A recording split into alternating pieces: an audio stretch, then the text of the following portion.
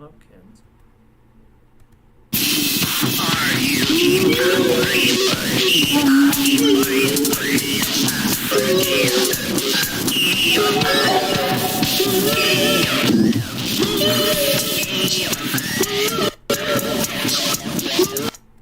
Let's see if the Wi-Fi is better here. As you know, I like it too, guys, but as you know, I am on vacation. I'm having to do this from the hotel room in the bathroom. There's about 20 chicks and maybe 3 guys passed out there. I don't know what's happened. My life is falling apart. We got a special theme for this episode today. I'm really excited. Worked on it for minutes. I remembered to do it. That's good. And the theme for the day is H. The letter of the day is copyright infringement. Let's not do that. I can say letter of the day. I didn't sing long enough. Technically, you have about 2 measures or an 8 to 10 second snippet of a song. It counts as fair use. And I can't say I was singing it tunefully, so hopefully, they've got their hands tied with other legal concerns of Sesame Street. I can't tell if I got barbecue sauce in my beard or if I just have bad skin. I think it's a combination. You've got way more sauce here than where I'm from. Okay, H, letter of the day. The first word is Hacularity. Now, this is similar to the word modularity, in which if something is modular, you can put in components and stuff like that. So the ularity part, we understand. It exemplifies this quality. You know how when you look in a dictionary when you're a kid, you look up an adjective, it is always like of or pertaining to blah, blah, blah. So ularity is sort of like of or pertaining to whatever's at the front. In that way, words themselves are modular. Here's another thing, just while we're on the topic, before I define Hacularity for you beautiful souls. And speaking of H, I'm so glad that demonstration video of Helicality while I was wandering around this small town, I don't know what I'm doing with my life, it was great. It worked out really well. And a lot of people saw it, got some new subscribers, so I hope you guys are keyed into what Hacularity means for you. And now we're going to look Helicality. We're going to look at Hacularity. Hacularity, as we looked at, is when something is hackable. Things can be modular and hackable at the same time. Ask anybody who dabbles in the Raspberry Pi, and I'm not talking about the one your mama leaves a coolant on the windowsill. I'm talking about the little kit you can get and program for if you're not an idiot. I can't do it, so I'm not insulting you. I'm insulting me. If you can do it, I'm definitely not insulting you. I'm not insulting anybody. We're all friends here. And Hacularity is an important feature of products. You know, remember when Amazon was trying to sell those little buttons, like it said Tide on them, and you're supposed to put it on your wash machine, and every time you ran out of Tide, hit the button? People figured out that those sent out a Wi-Fi signal every time the button was hit, and they made thing counters every time the dog took a shit in the carpet, that kind of thing, and it would make a spreadsheet count up. They could do all sorts of things with them, things besides order more Tide. The one thing nobody wanted them for. Amazon's like, we'll send you a free way to accidentally send 400 boxes of Tide to your house. Didn't catch on, except with the hacking community who used them for wireless buttons that they can get for free. You think Amazon maybe stopped it when they sent out 1 million buttons and only got about 4 orders for Tide, and they're like, what the hell's going on? Well, that's Hacularity. If you build too much Hacularity into your product, you'll get an Amazon Tide button type situation where you invest all this money and get nothing in return, which does make me laugh. I'm against corporations. But if they build more things that exemplify more Hacularity, they'll be taking the first step towards transferring their wealth to the more intelligent, which is what they should do. Give free. They're like, we'll send you free equipment if you can turn it into something awesome. And then, like, crap, what happened? That's why companies are stupid. And they're like, revenue was down because the population of the world didn't endlessly increase in number and wealth, and no one can buy all this useless crap we're destroying the world to make. We need to fire people so everyone's starving, and then they can buy more. Idiots. It's a bad system. I'm on this kick lately, Everything's falling apart, but the clarity with which I'm seeing the world, like Christmas tree lights are a scam. They're all Wi-Fi. In the last 10 years it started. They all can... No, I'm just kidding.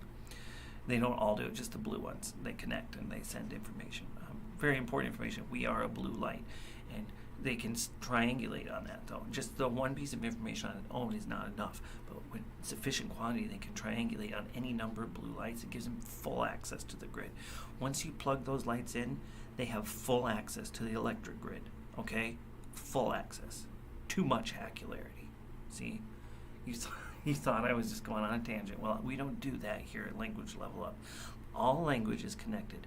I could start talking about scrofulous little barn weasels, and it's still part of this amazing gumbo that we call communication.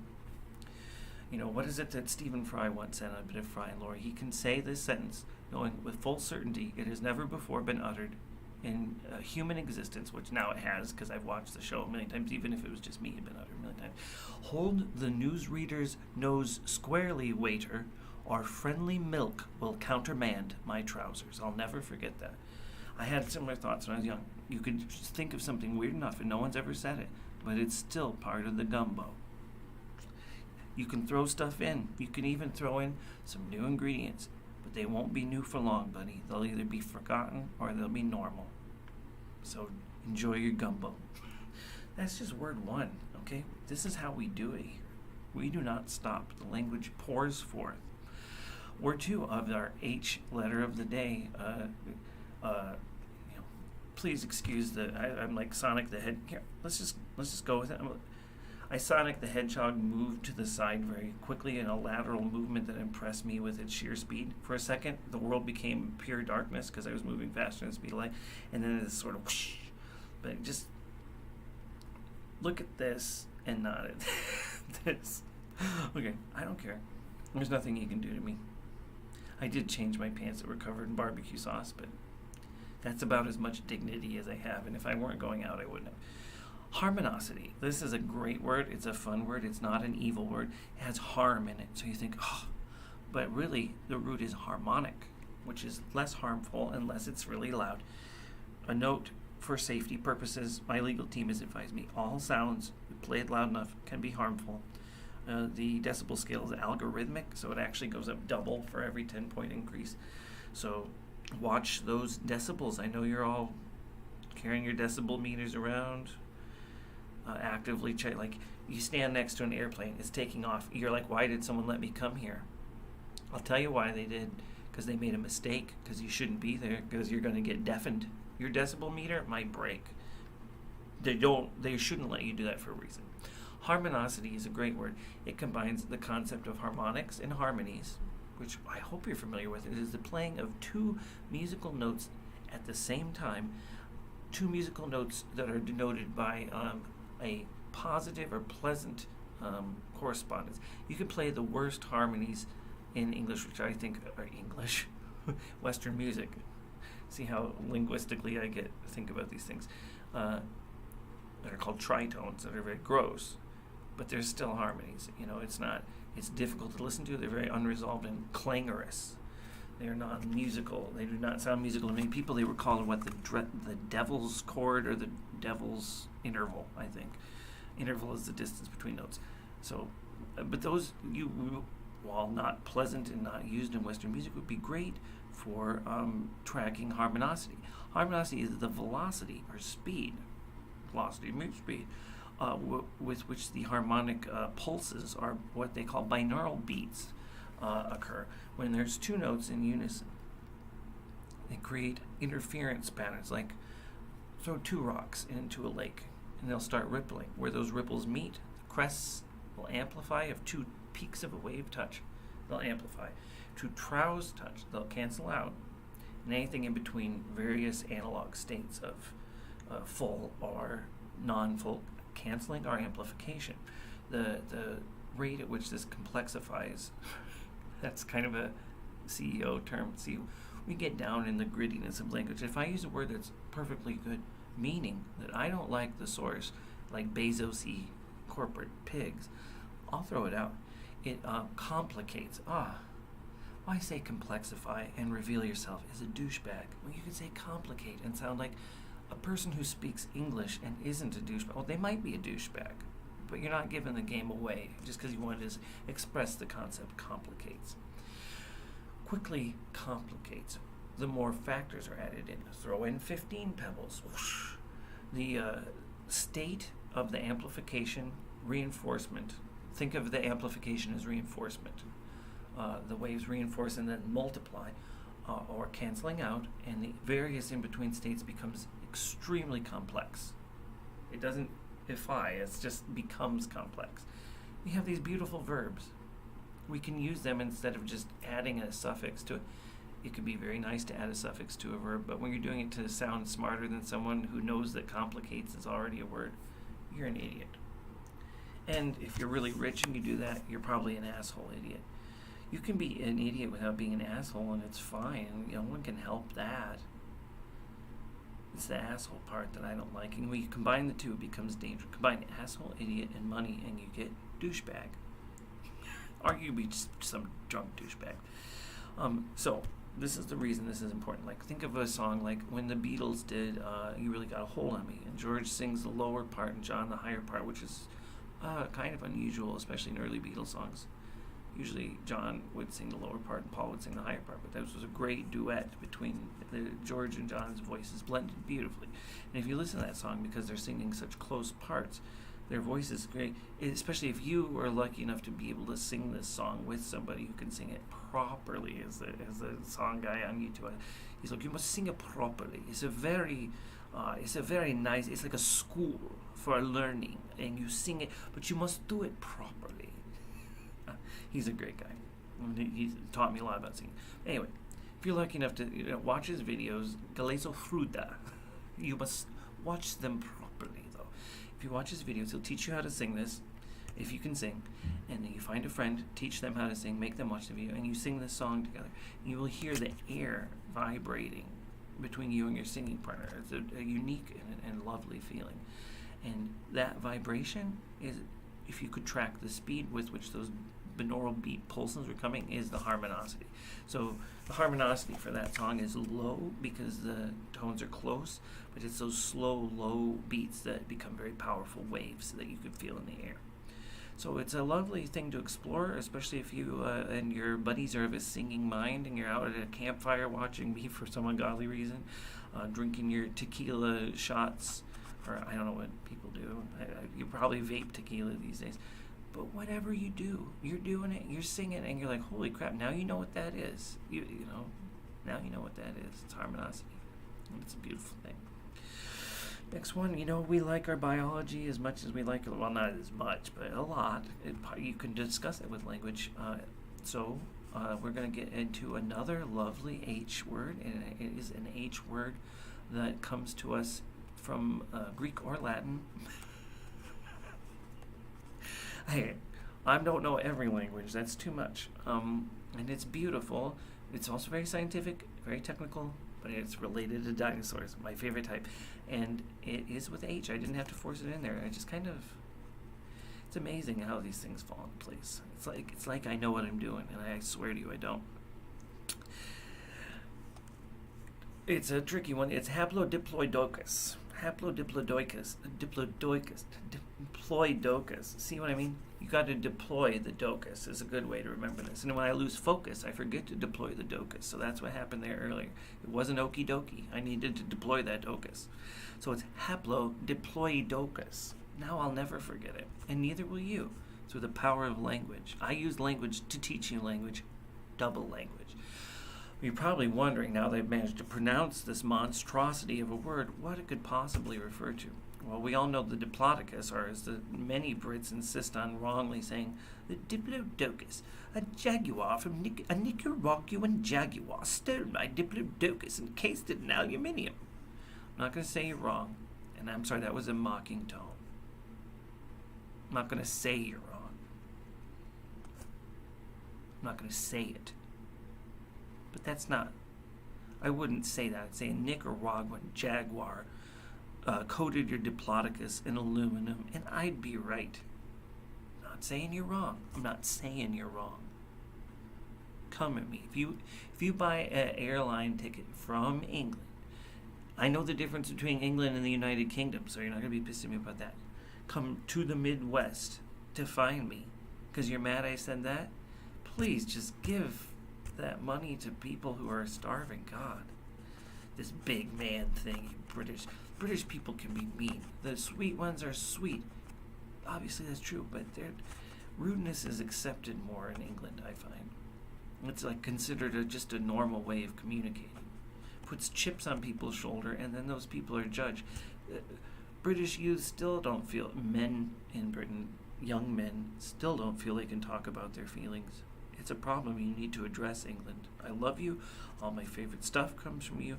And maybe it's because you mess up your young boys so bad that they're so artistic. But please stop. A lot of them move to America when they get rich, so think about that. I love you, England. A Haplodeploid docus is a Diplodocus variant. We all know this sauropod. Fearsome Jurassic, not fierce, well, in its stunning size, it was inspiring and impressive, and probably you would run away from it because it could stomp you flat, but it wouldn't know it did. A Diplodocus is for a long time, was one of the longest known sauropods. It is not one of the more robust. It is hardly gracile. Robust means stocky, like me, and gracile means thin, like not me. Sort of in between, leaning towards the gracile side. For its length and size, it was not as bulky as some of the titanosaurids from Argentina and Patagonia, that area. But it was a big one, and for a long time it was one of the bigger ones known, and it was a pretty impressive one. What could make it more impressive? A variant that was haplodeploid, that exhibited haplodeploid. I could have just not. 2% of all linguistic utterances or typings, any kind of linguistic expression on average across all humans, no matter how erudite, studied, and basically perfect at language they are, do come out as errors. So if you're one of the people who is a human, who occasionally makes 2% of errors, don't feel bad. If you make more than 2% of errors, if out of, say, like this whole video, you've said one thing wrong, that's less than 2%, and you're a language god. If you can't say, hi, how are you? And it comes out glaglative, then you have aphasia, and you need to see a doctor, but you're probably already in a care facility. Aphasia is a dreadful disease, and we'll get to that in a future episode. If you're somewhere in between, it might be 2%. I'm not a math guy, but just don't feel bad unless you can't talk. And then that's what you're watching me for, so I'll help you. Take my hand. I'm not afraid. I'm not going to take a stand. I'm sitting down. I am wearing pants, just in case you want to know. Okay, but Diplodocus that exhibits haplodiploidal nature is a variant where females hatch from the fertilized eggs and males hatch from the unfertilized eggs, just like a modern animal that exhibits haplodiploidy. These were restricted to the eusocial diplodocuses.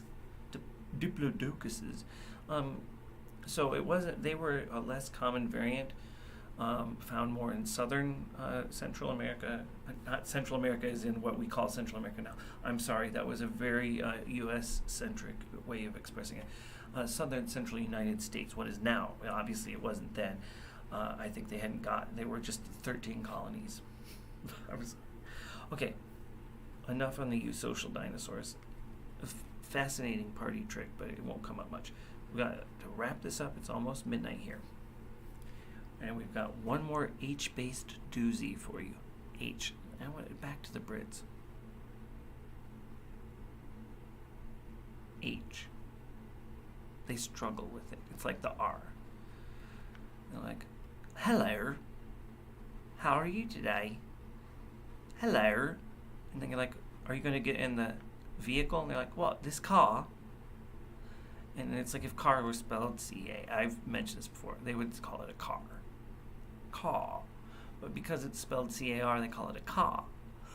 And because hello doesn't, it's spelled H-E-L-L-O. They go, hello.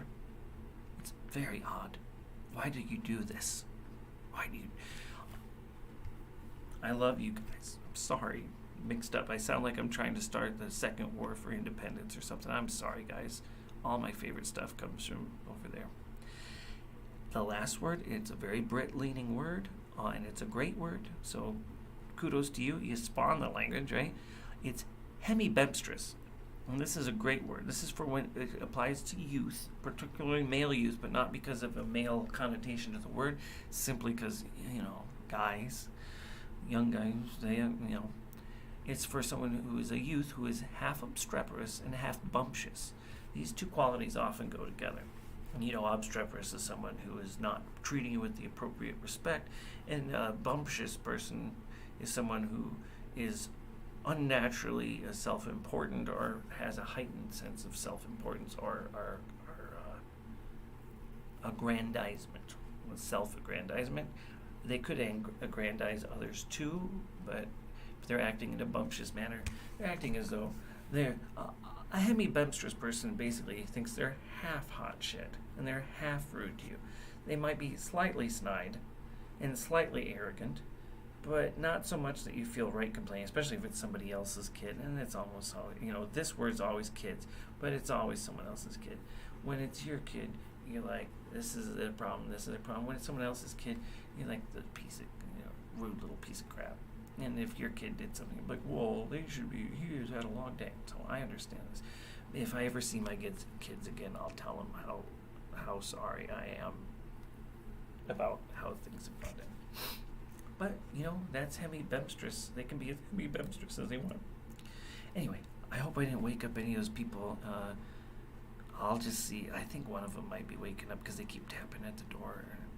If I can put on some more deodorant and get back to work, you know what I'm saying? If everyone's asleep, I should get some sleep too. But things have been weird.